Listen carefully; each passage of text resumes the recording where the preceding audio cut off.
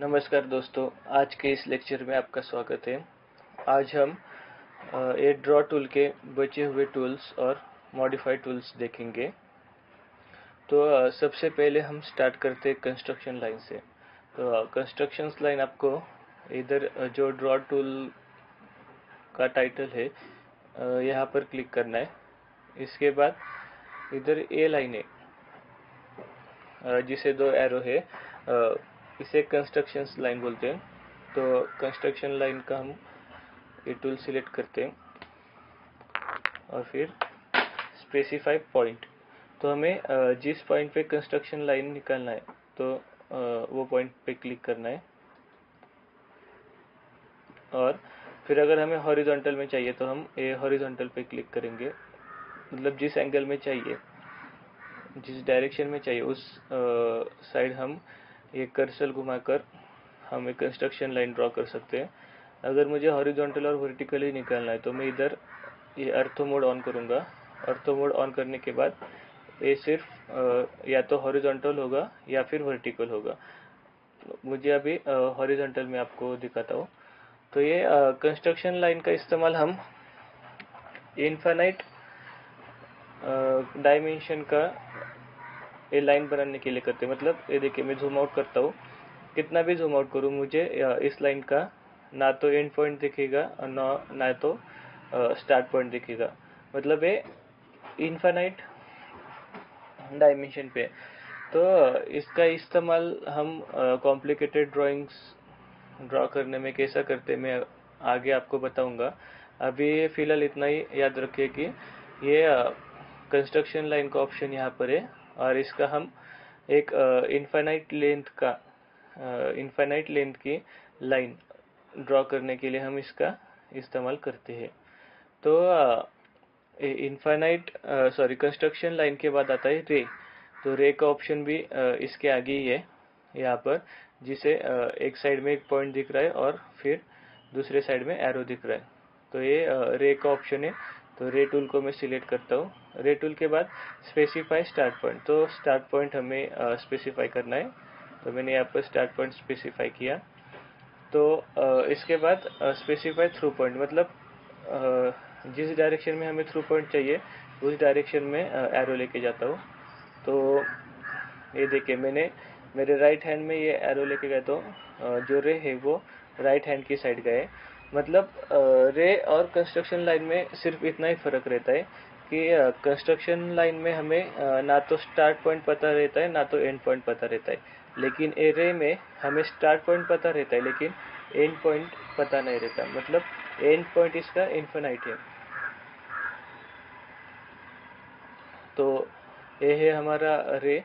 तो रे का भी हम इस्तेमाल ड्राइंग निकालते वक्त कैसा करते हैं या इसका इस्तेमाल कहाँ होता है, ये हम आगे आगे जैसे मैं आपको बाद में ड्राइंग्स निकालना सिखाऊंगा तो उस वक्त मैं आपको बताऊंगा। अभी हम सिर्फ टूल्स कौन कौन से और इसका मतलब यूज़ क्या है वही देख रहे हैं सिर्फ।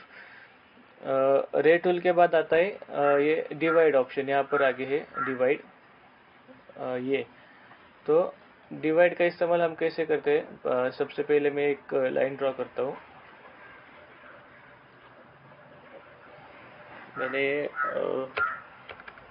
2000 mm का लाइन निकाली है।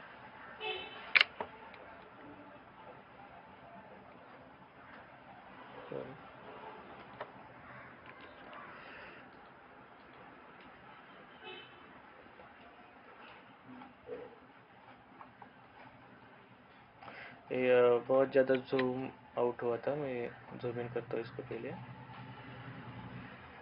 ठीक है,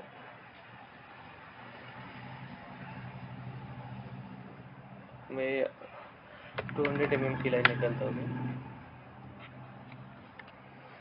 ये हमारी 200 mm की लाइन हो गई है। इसके बाद हम डिवाइड ऑप्शन कैसा इस्तेमाल करते देखते हैं। डिवाइड ऑप्शन के लिए डिवाइड टूल के लिए यहाँ पर है नीचे ड्रॉ टूल में ही, तो इस पर मैं क्लिक करूँगा। फिर सिलेक्ट ऑब्जेक्ट टू डिवाइड, मतलब जिस ऑब्जेक्ट को हमें डिवाइड करना है उसे ऑब्जेक्ट को सिलेक्ट करना है, तो मैं ये लाइन को सिलेक्ट करता हूँ। Enter the number of segments, मतलब ये लाइन को हमें कितने सेगमेंट्स में डिवाइड करना है तो वो नंबर डालना है। तो मैं अभी 5 डालता हूँ। तो ये 5 अलग अलग सेगमेंट में डिवाइड हुआ है, लेकिन ये पॉइंट्स नहीं दिख रहे हमें। तो अगर आपको ये पॉइंट्स नहीं दिख रहे तो आपको इधर कमांड टूल में सिर्फ DDP TYP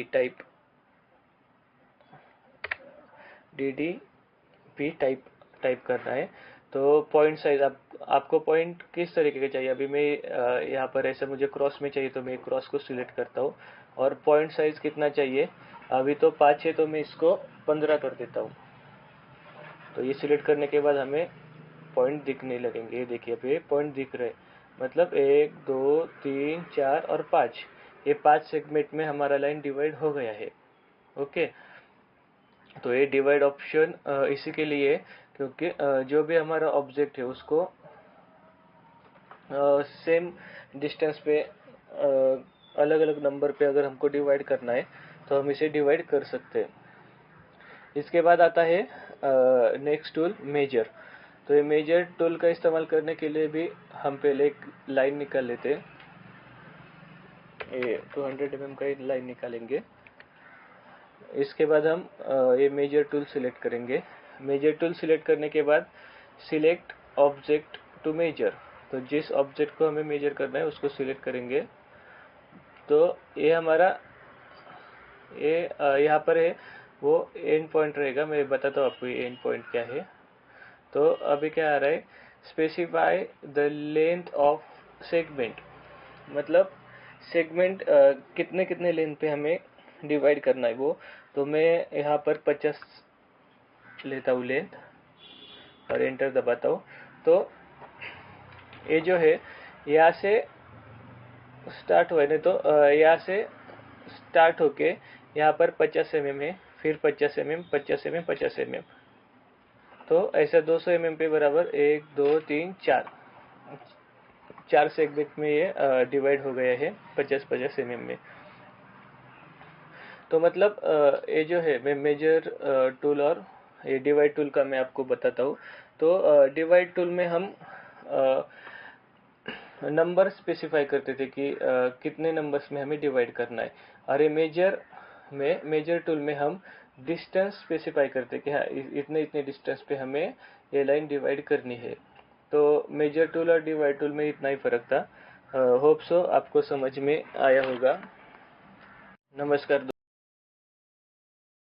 इसके बाद हम हेलिक्स के बारे में देखेंगे। तो हेलिक्स टूल के लिए हमें यहाँ ड्रॉ पे जाना है। ड्रॉ पर जाने के बाद यहाँ पर स्प्रिंग जैसा दिख रहा है, तो ये हेलिक्स का टूल है।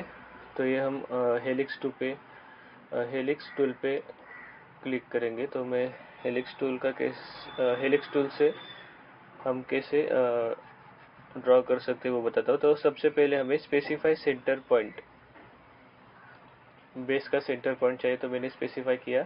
इसके बाद हमें जो बेस का रेडियस है वो बेस का रेडियस स्पेसिफाई करना है। तो बेस का रेडियस में 200 mm लेता हूँ। ओके, तो ये 200 के बाद स्पेसिफाई टॉप रेडियस भी मैं मुझे स्प्रिंग निकालना है। तो मैं स्प्रिंग के लिए बेस का रेडियस और टॉप का रेडियस सेम लूँगा। तो मैं टॉप का रेडियस भी 200 mm लेता हूँ। ओके, इसके बाद हमें स्पेसिफाई हेलिक्स हाइट। हेलिक्स मतलब जो स्प्रिंग जैसा हम बना रहे हैं तो उसका हाइट कितना चाहिए। तो मैं हाइट ये 500 mm रखता हूँ। तो अभी ये 2D व्यू में है, तो 2D व्यू में हमें प्रॉपर स्प्रिंग जैसा नहीं दिखेगा। तो मैं आपको इधर 3D व्यू में दिखाता हूँ। यहाँ पर होम का बटन है, इस पर क्लिक करना है। तो ये देखिए हमारा स्प्रिंग जैसा बन गया है। तो ये जो नीचे का बेस था तो इसका रेडियस हमने 200 mm लिया था, इसका भी हमने रेडियस 200 mm लिया था और हाइट इसे दिया था 500 mm का। तो ये कैसा बन गया है स्प्रिंग जैसा। इसके बाद अभी हमने स्प्रिंग निकाला था। अगर हमें स्पाइरल निकालना है तो स्पाइरल के लिए भी यहाँ पर ही क्लिक करना है आपको। तो मैं सेंटर पॉइंट स्पेसिफाई करता हूँ। इसके बाद हमें बेस का जो रेडियस है वो देना है। तो मैं बेस का रेडियस 100 mm दूंगा। और इसके बाद टॉप का रेडियस मतलब स्पाइरल के लिए अंदर का रेडियस मैंने 100 mm दिया है, और टॉप का रेडियस मतलब है स्पाइरल के लिए जो बाहर का रेडियस है आउटर का, वो रेडियस चाहिए। तो मैं वो रेडियस 600 mm देता हूँ। ओके, तो यहाँ पर अभी हाइट हमें पूछ रहे, तो जब हम स्प्रिंग निकाल रहे तो स्प्रिंग के लिए हम हाइट दे सकते हैं, लेकिन जब हमें स्पाइरल निकालना है तो वो जगह पे मतलब नीचे ऐसा बैठा हुआ रहता है, तो इसको 0 हाइट रहता है। तो जब हाइट यहाँ पर पूछते हैं, हमें स्पाइरल निकालना है, तो हम हाइट यहाँ पर 0 ही लेंगे। तो मैंने हाइट 0 लिया, तो ये मेरा स्पाइरल बन गया, ये देखिए। ओके, हेलिक्स के बाद अब हम क्लाउड मार्क के बारे में देखेंगे। तो जो है क्लाउड मार्क, तो वो हम 3 प्रकार के निकाल सकते हैं। तो सबसे पहले मैं रेक्टेंगल का बताता हूँ। तो रेक्टेंगल मतलब जो क्लाउड का शेप रहेगा वो रेक्टेंगल में रहेगा। तो सिर्फ ऐसा ही जैसा हम रेक्टेंगल निकालने का मैंने आपको बताया था, सेम वैसा है। मतलब आपको मैं फिर से बताता हूँ। अब ये रेक्टेंगल का है, तो स्पेसिफाई फर्स्ट कॉर्नर, तो फर्स्ट कॉर्नर हमें स्पेसिफाई करना है और उसके बाद उसका अपोजिट कॉर्नर स्पेसिफाई करना है। तो ये रेक्टेंगुलर हमारा क्लाउड मार्क बन गया। इसके बाद आता है पॉलीगोनल। तो पॉलीगोनल क्लाउड मार्क करने के लिए हमें अलग अलग पॉइंट्स मेंशन करना पड़ता है। तो अभी स्पेसिफाई स्टार्ट पॉइंट, तो मैंने स्टार्ट पॉइंट स्पेसिफाई किया। इसके बाद ये नेक्स्ट पॉइंट हम जितना चाहे उतना पॉइंट स्पेसिफाई कर सकते हैं। तो ये अलग अलग पॉइंट स्पेसिफाई करने के बाद हमें एंटर दबाना है। तो ये हो गया हमारा पॉलीगोनल मार्क। इसके बाद ये फ्री हैंड मतलब नाम से आपको पता चल गया होगा। फ्री हैंड मतलब हम जैसा चाहे वैसा घुमा सकते किधर भी। ये देखिए, तो ये है फ्री हैंड। तो क्लाउड मार्क इतना ही था। क्लाउड मार्क का तो इस्तेमाल किधर करते हैं, अगर आपको ड्राइंग पता होगा, आपने कभी ड्राइंग इस्तेमाल किया होगा कंपनी में, तो ये रिवीजन का जो मार्क्स रहता है, तो रिवीजन का मार्क्स, ड्राइंग जब रिवीजन होता है, ड्राइंग में कुछ चेंजेस होते तो उसका मार्किंग हमें क्लाउड मार्क से करते। तो इधर उधर हम एक क्लाउड मार्क का हम इस्तेमाल करते। तो क्लाउड मार्क में बस इतना ही था। तो हमने अभी तक ये ड्रॉ टूल देख लिया है। ड्रॉ टूल हमने 90 to 95% कंप्लीट किया है। ड्रॉ टूल में सिर्फ इसमें क्या बचा है हमारा, ये हैश टूल बचा है। हैश टूल, ये स्प्लाइन टूल बचे, और ये नीचे के एक दो टूल्स बचे। बाकी सब हमने ड्रॉ टूल के बारे में देख लिया है।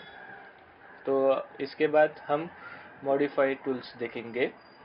तो मॉडिफाइड टूल्स में सबसे पहले ये मूव टूल है, उसके बाद रोटेट टूल है, ट्रिम टूल है, इरेज है, इसके बाद एक कॉपी है, मिरर है, फिलेट है। तो ये सब टूल्स मॉडिफाई में आते हैं। तो हम एक एक करके देखेंगे। तो सबसे पहले मूव टूल देखना है, तो हम एक ऑब्जेक्ट निकालते हैं, ये रेक्टेंगल निकालते हैं पहले। अभी हमारा कौन सा टूल है, मूव टूल है। मूव टूल मतलब ये जो रेक्टेंगल निकाला है, ये जो ऑब्जेक्ट हमने निकाला है, वो ऑब्जेक्ट हमें मूव करना है। तो ये ऑब्जेक्ट मुझे अगर मूव करना है, तो फिर मैं ये मूव टूल को सिलेक्ट करूँगा। इसके बाद सिलेक्ट ऑब्जेक्ट, ऑब्जेक्ट सिलेक्ट किया। ऑब्जेक्ट सिलेक्ट करने के बाद आपको एंटर प्रेस करना है। तो मैंने एंटर प्रेस किया। इसके बाद स्पेसिफाई बेस पॉइंट, और बेस पॉइंट हमें स्पेसिफाई करना है। तो बेस पॉइंट मैंने स्पेसिफाई किया। इसके बाद ये बेस पॉइंट हमें जिस पॉइंट पे लेके जाना है तो वो सेकंड पॉइंट हमें स्पेसिफाई करना है। तो मुझे अगर ये ऐसा, अरे ये सिर्फ सीधा ही जा रहा है, मतलब हमारा ये ऑर्थो मोड ऑन है। तो मैं पहले ऑर्थो मोड ऑफ कर देता हूँ। ऑर्थो मोड ऑफ करने के बाद ये ऐसे अलग अलग डिग्री में भी ये ऑब्जेक्ट घूम रहा है। तो अगर मुझे ये रेक्टेंगल का ये जो एंड पॉइंट मुझे अगर यहाँ पर स्पेसिफाई करना है तो मैं यहाँ पर एंटर दबाऊंगा, क्लिक करूँगा, तो ये हमारा रेक्टेंगल मूव हो गया। मैं फिर से इसको अपनी जगह पे लाके रखता हूँ। तो ये मैंने फर्स्ट पॉइंट स्पेसिफाई किया, इसके बाद ये एंड पॉइंट मैंने स्पेसिफाई किया। ओके, तो ये हुआ हमारा मूव टूल। मूव टूल के बाद आता है रोटेट टूल। तो रोटेट टूल मतलब जो हमारा ऑब्जेक्ट है वो ऑब्जेक्ट हमें रोटेट करना है, तो हमें रोटेट टूल का इस्तेमाल करते हैं। तो मैं रोटेट टूल सिलेक्ट करता हूँ।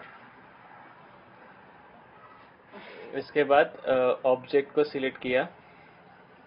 ऑब्जेक्ट को सिलेक्ट करने के बाद एंटर प्रेस करना है। इसके बाद आता है रोटेट स्पेसिफाई बेस पॉइंट। तो हमें बेस पॉइंट को स्पेसिफाई करना है, मतलब जिस बेस पॉइंट के अराउंड आपको ये ऑब्जेक्ट घुमाना है, रोटेट करना है, तो उस बेस पॉइंट को हमें स्पेसिफाई करना है। तो मैं इस पॉइंट के अराउंड ये रेक्टेंगल को घुमाना चाहता हूँ, तो मैं ये पॉइंट को स्पेसिफाई करता हूँ। तो इसके बाद ये देखिए, ये हमारा रेक्टेंगल रोटेट हो रहा है।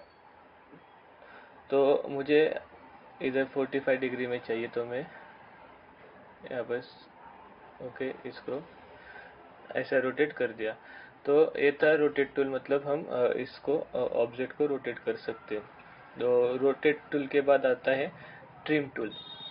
तो ट्रिम टूल के लिए मैं पहले एक ऑब्जेक्ट निकालता हूँ, तो वो ऑब्जेक्ट को कैसे ट्रिम करना है ये बताऊंगा।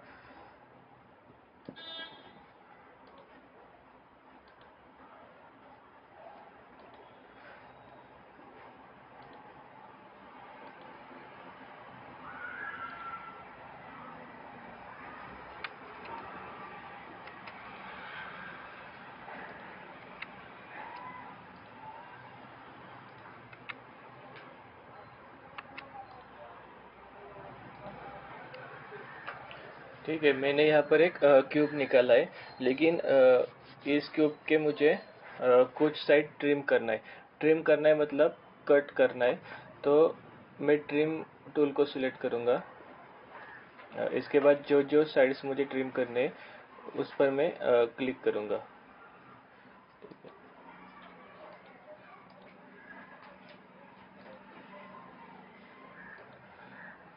ओके, तो ये हो गया ट्रिम ऑप्शन।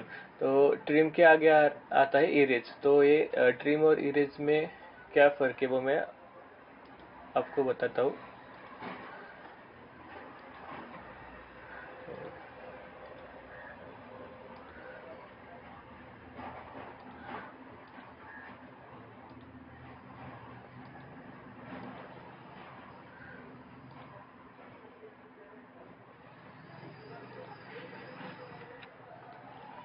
ये ऑब्जेक्ट मैंने ऐसा निकाला है एक। तो अगर मैं ट्रिम को अगर मैं ट्रिम टूल सिलेक्ट करता हूँ, तो ट्रिम टूल में क्या रहता है, जो बीच बीच में का जो लाइन है, अभी मैंने यहाँ से यहाँ तक एक पूरा लाइन निकाला था, लेकिन ट्रिम टूल में सिर्फ ये जो है बीच में का लाइन यही ट्रिम होता है। और इरेज में क्या होगा,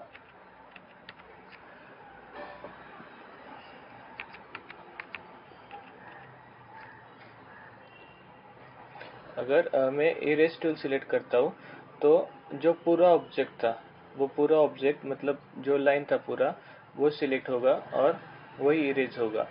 तो मैंने यहाँ पर इरेज टूल पे क्लिक किया था और ये लाइन पर क्लिक किया था, तो ये थोड़ा इसका डार्कनेस कम हो गया। तो ये अभी भी इरेज नहीं हुए हैं, तो इसको इरेज करने के लिए हम एंटर दबाएंगे तो ये इरेज हो जाएगा। फिर से मैं इरेज को सिलेक्ट करता हूँ, इसके बाद ए लाइन को सिलेक्ट किया, तो फिर एंटर दबाना है, वो तभी इरेज होगा। तो ट्रिम में क्या रहता है, जो नीचे के अंदर के जो छोटे छोटे ऑब्जेक्ट्स के पार्ट्स रहते तो वो ट्रिम हो जाता है। तो ये देखिए, ये छोटा छोटा, तो इरेज में क्या हो जाता है, पूरा जो ऑब्जेक्ट है तो पूरा ऑब्जेक्ट इरेज हो जाता है। मतलब अगर मैंने इस क्यूब में ऐसा एक रेक्टेंगल निकाल दिया, तो अभी मैं इरेज सिलेक्ट करता हूँ, तो ये पूरा रेक्टेंगल सिलेक्ट हो जाएगा। तो ऑब्जेक्ट पे क्लिक करने के बाद वो पहले हमें दिखाता है कि क्या क्या हमारा इरेज होने वाला है। तो इसके बाद हमें एंटर दबाना है तो वो इरेज हो जाता है। ओके, अगर ये ट्रिम टूल के इधर आगे जो एरो है इस पर अगर क्लिक करेंगे तो नीचे और एक ऑप्शन हमें दिखता है एक्सटेंड का। तो एक्सटेंड टूल के बारे में अभी हम देखेंगे। तो मैंने एक्सटेंड को सिलेक्ट किया है, मैं 2 लाइन निकालता हूँ।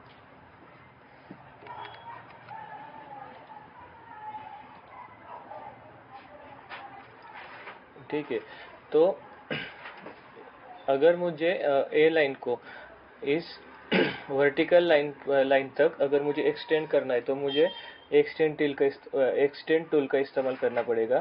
तो मैं अभी एक्सटेंड टूल को सिलेक्ट करता हूँ। इसके बाद जो लाइन मुझे एक्सटेंड करना है तो उस लाइन को सिलेक्ट करूँगा। तो सिलेक्ट करने के बाद वो इस लाइन तक एक्सटेंड हो गए। अगर मैं इस लाइन के आगे और एक लाइन ड्रॉ करता हूँ,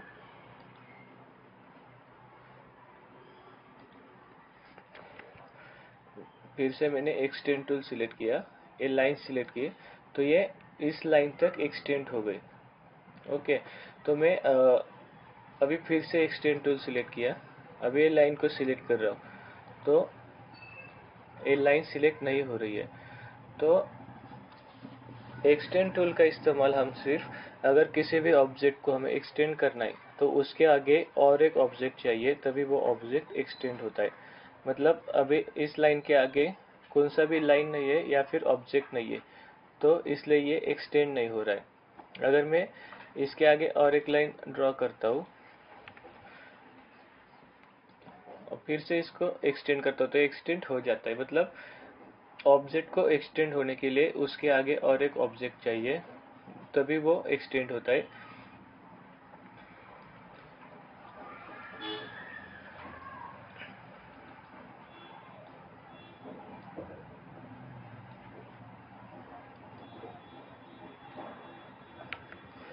ये एक्सटेंड के बाद हमने इरेज भी देखा, तो इसके बाद में आता है कॉपी टूल। कॉपी टूल का हम नाम में ही है इसका कि ऑब्जेक्ट को कॉपी करने के लिए हम कॉपी टूल का इस्तेमाल करते हैं। तो पहले मैंने एक ऑब्जेक्ट निकाला, रेक्टेंगल निकाला। तो अगर मुझे रेक्टेंगल को अगर कॉपी करना है तो मैं कॉपी टूल को सिलेक्ट करूंगा। इसके बाद सिलेक्ट ऑब्जेक्ट, ऑब्जेक्ट सिलेक्ट करने के बाद हमें एंटर दबाना है। तो मैंने एंटर दबाया, तो यहाँ पर आता है स्पेसिफाई बेस पॉइंट, मतलब जिस बेस पॉइंट से हमें वो कॉपी करना है, स्टार्ट करना है, तो वहां से वो होगा। तो मैंने एक पॉइंट सिलेक्ट कर दिया, इसका रेक्टेंगल का एक पॉइंट सिलेक्ट करने के बाद में अगर कर्सर को आगे ले जाता हूँ तो वो इधर एक कॉपी हो गया। फिर से मैंने आगे लेके क्लिक किया तो और एक रेक्टेंगल कॉपी हुआ। तो ऐसा हम जितना चाहे उतना कॉपी कर सकते हैं। ये कॉपी टूल को अगर डीएक्टिवेट करें तो हम सिंपली एस्केप बटन दबाएंगे तो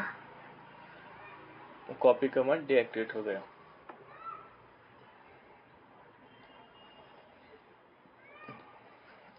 ये था कॉपी कमांड। कॉपी कमांड के बाद आता है मिरर। मिरर मतलब हम जो भी ऑब्जेक्ट निकालते तो उस ऑब्जेक्ट का मिरर इमेज अगर हमें चाहिए, मिरर ऑब्जेक्ट हमें अगर चाहिए, तो हम ये मिरर टूल का इस्तेमाल करते हैं। तो फिर से मैं यहाँ पर एक रेक्टेंगल निकालता हूँ।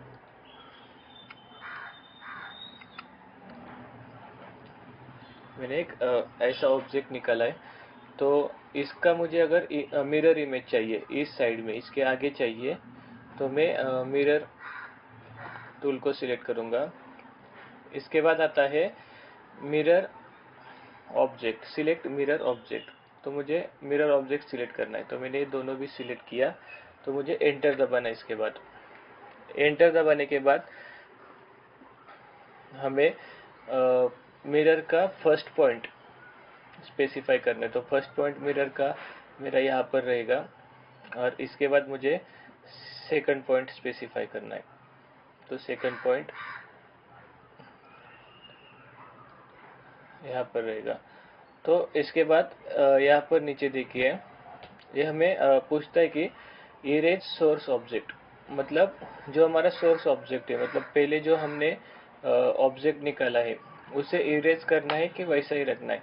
तो अभी ये नो पे है, तो मैं इसे नो पे ही रखूंगा और एंटर दबाऊंगा। तो हमारा मिरर ऑब्जेक्ट आ गया। लेकिन मैक्सिमम टाइम अगर आपको ये जो है उसके हॉरिजॉन्टल या वर्टिकली बराबर एक सीधे लाइन में अगर ये ऑब्जेक्ट आपको चाहिए, तो आपको सबसे पहले यहाँ पर ऑर्थो मोड है, तो वो ऑर्थो मोड ऑन रखना है। आप ऑर्थो मोड ऑन रखोगे तभी आपका ये जो मिरर है वो ऐसा सीधा आएगा। मैं एक कर्सर को इधर उधर घुमाता हूँ, लेकिन फिर भी ये जो है मिरर का सीधा ही आता है। नो दबाए तो ये बराबर, मतलब ए पॉइंट और ए पॉइंट, ए पॉइंट और ए पॉइंट एक स्ट्रेट लाइन में मैच होंगे। तो सिर्फ ये हमें ख्याल रखना है, अगर हमें ये स्ट्रेट लाइन में ही चाहिए तो हमारा ऑर्थो मोड कभी भी ऑन रहना चाहिए।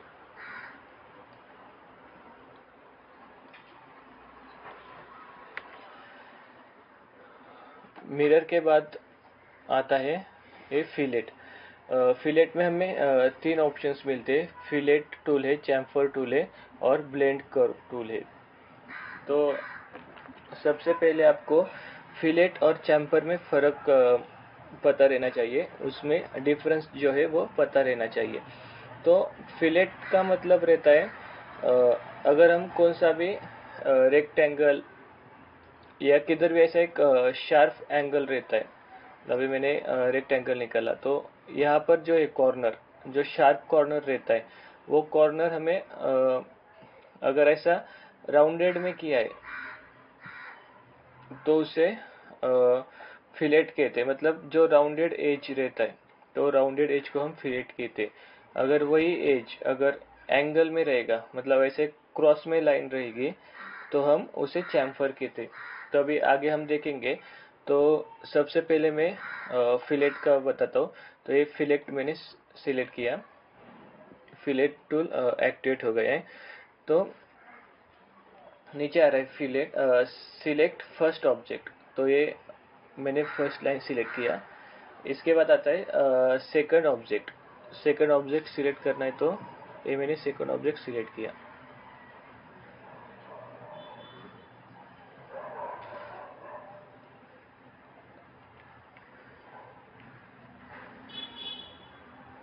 एक मिनट, मैंने फिलेट टूल सिलेक्ट किया।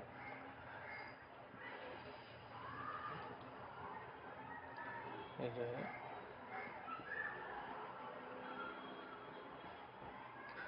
सिलेक्ट सेकंड ऑब्जेक्ट और शिफ्ट।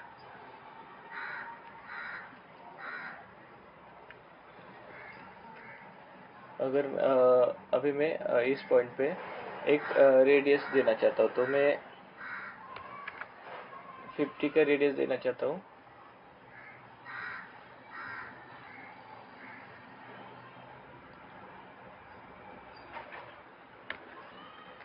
1 मिनट।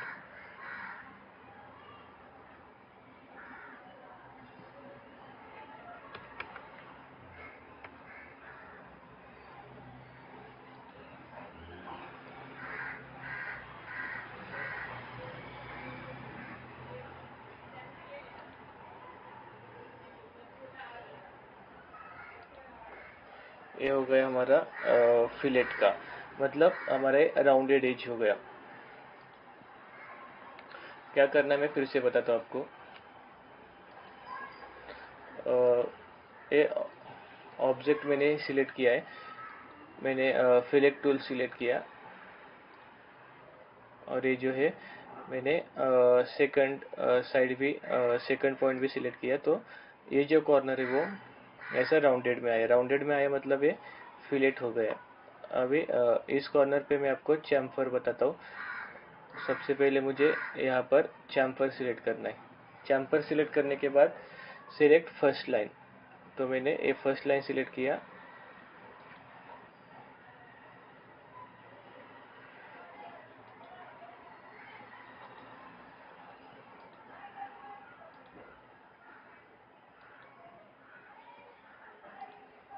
One minute.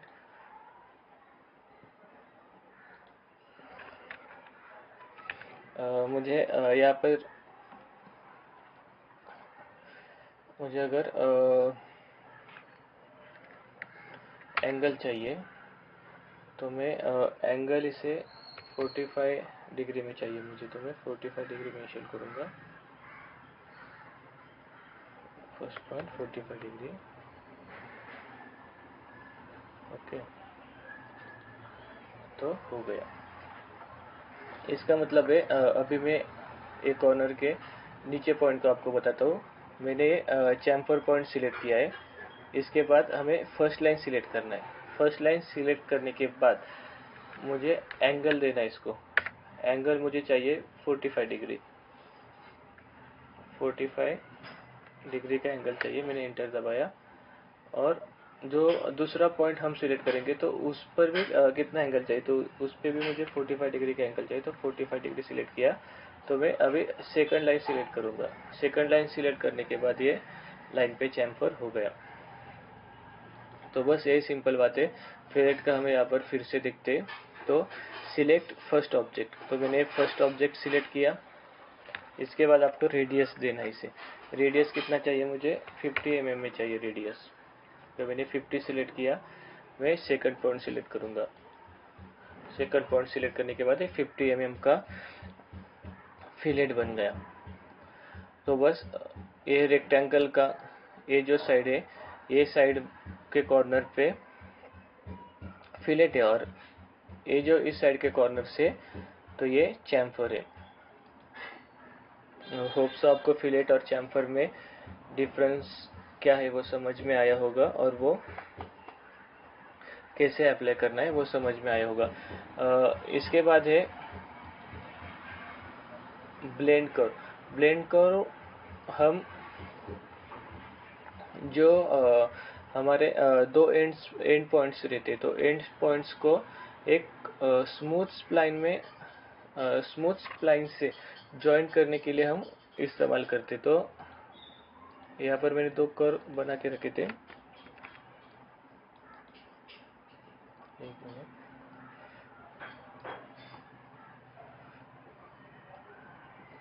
ये दो आर्क मैंने बना के रखे हैं। तो ये दो आर्क पे हम ब्लेंड कर्व्स का कैसा इस्तेमाल कर सकते हैं, तो मैं ये चीज़ आपको बताऊंगा। अभी मैंने ब्लेंड कर्व टूल को सिलेक्ट किया। ब्लेंड कर्व टूल को सिलेक्ट करने के बाद हमें फर्स्ट ऑब्जेक्ट सिलेक्ट करना है। तो मैंने फर्स्ट ऑब्जेक्ट सिलेक्ट किया। इसके बाद हमें सेकंड ऑब्जेक्ट सिलेक्ट करना है। तो सेकंड ऑब्जेक्ट पे मैं जैसे ये कर्सर लेके जाता हूँ, तो हमें एक यहाँ पे ब्लेंड कर्व दिखता है। मतलब एक कर्व का ए आर्क का, इस आर्क का ए जो पॉइंट है, ए एंड पॉइंट, और इस आर्क का ए एंड पॉइंट, ये दोनों एंड पॉइंट को ये एक स्मूथली कर्व से ज्वाइन करता है। देखिए, मतलब इसमें कहीं पर भी आपको ऐसा शार्प एजेस नहीं मिलेंगे। तो इस टूल में बस यही था कि ये तीनों में कि हमें शार्प एजेस जिधर जिधर नहीं चाहिए उधर हम ये टूल्स का अलग अलग जगह पे अलग अलग तरीके से इस्तेमाल कर सकते हैं। ब्लेंड टूल्स का हम डायमेंशन भी यहाँ के पॉइंट्स चेंज कर करके इसके रेडियस को भी हम चेंज कर सकते हैं। यह ठीक है। तो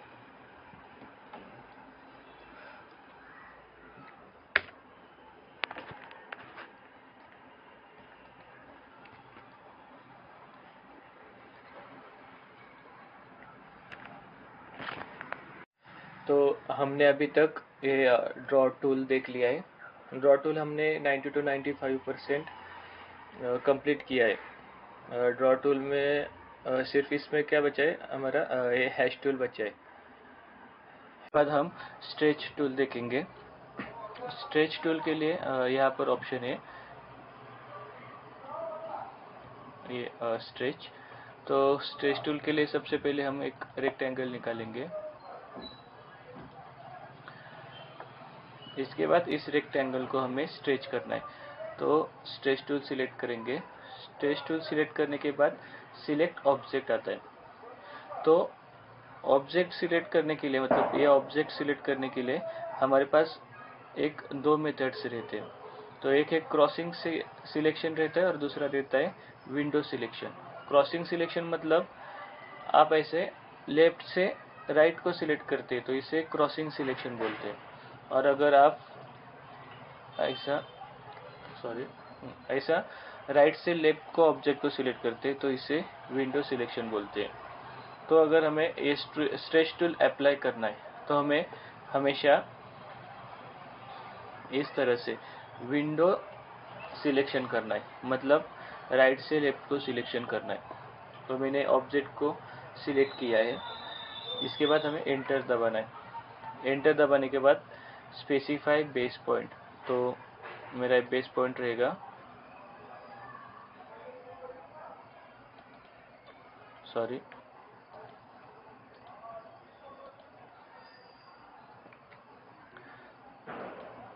तो ये मेरा बेस पॉइंट रहेगा और ये जितना चाहे उतना हम स्ट्रेच इसे कर सकते हो। तो ये था हमारा स्ट्रेच टूल। स्ट्रेच टूल में हमें एक बात सिर्फ याद रखना है कि हमें इसमें विंडो सिलेक्शन करना है। स्ट्रेच टूल के बाद आता है एक्सप्लोर टूल देखेंगे हम। स्ट्रेच टूल के बाद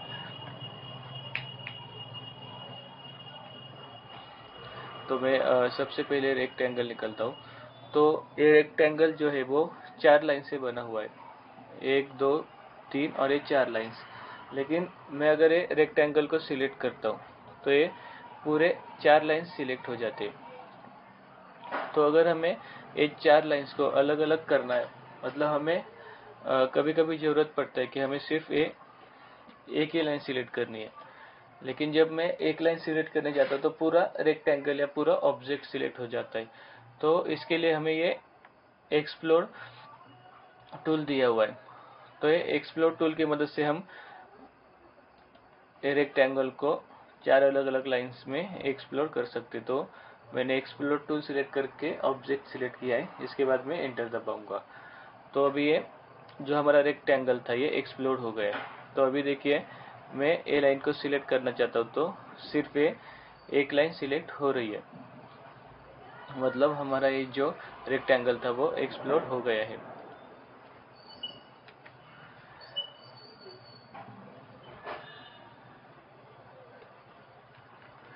इसके बाद हम स्केल टूल देखेंगे। स्केल टूल के लिए मैं फिर से छोटा रेक्टेंगल निकलता हूँ। स्केल टूल मतलब स्केल टूल में हम हमारा ऑब्जेक्ट एनलार्ज कर सकते हैं या रिड्यूस कर सकते हैं। तो मैंने ये स्केल टूल सिलेक्ट किया। स्केल टूल सिलेक्ट करने के बाद हमें ऑब्जेक्ट को सिलेक्ट करना है। ऑब्जेक्ट मैंने सिलेक्ट किया, फिर इसके बाद हमें एंटर दबाना है। एंटर दबाने के बाद मुझे ये रेक्टेंगल का स्केल अगर मैंने 5 दिया, सॉरी, हमें सबसे पहले इससे पहले हमें बेस पॉइंट सिलेक्ट करना था। अभी मैंने बेस पॉइंट सिलेक्ट नहीं किया है, तो ये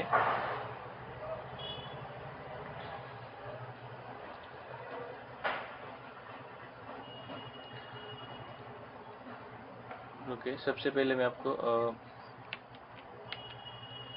ओके, तो ये स्केल हमें सिलेक्ट करना है। इसके बाद ऑब्जेक्ट सिलेक्ट करना है, एंटर दबाना है, फिर हमें एक बेस पॉइंट स्पेसिफाई करना है। तो मैंने बेस पॉइंट स्पेसिफाई किया। इसके बाद हमें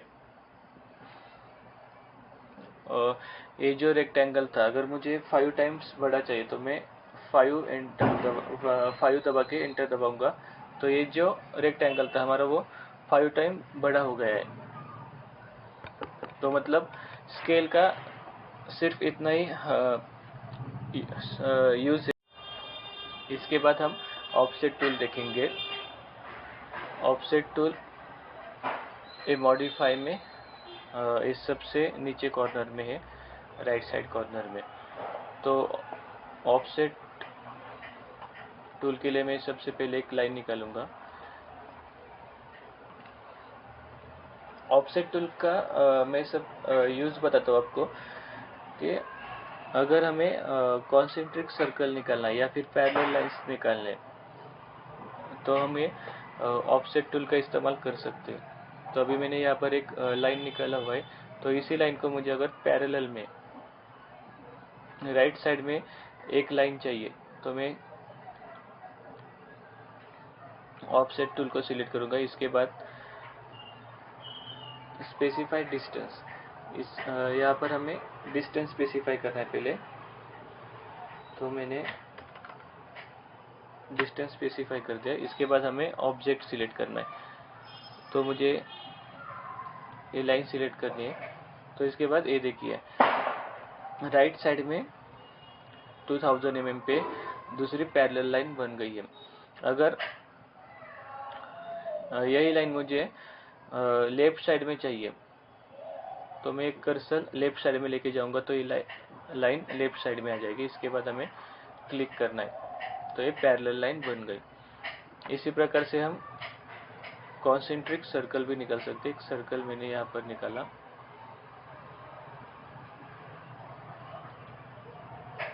ओके, तो हमें ऑफसेट टूल सिलेक्ट करेंगे। इसके बाद हमें डिस्टेंस स्पेसिफाई करना है, तो मैं डिस्टेंस स्पेसिफाई कर दिया। फिर ऑब्जेक्ट सिलेक्ट करना है,